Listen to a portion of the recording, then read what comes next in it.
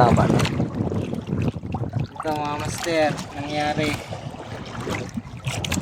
Nadali pala ng butete. Yan, ito yung dahilan kung bakit average lang 10 piraso lang yung pangawil na hinuhulog namin. Kasi sobrang dami na pong mga hapas dito. Hindi katulad nung una. Katulad nito yan, mga butete, pakol, mga tukik, kahit pating yan nandito. Ang dami nila.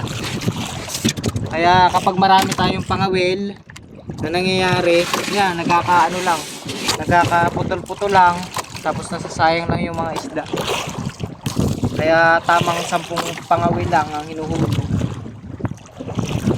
Yun lang, patak tayo ng kasunod mga master.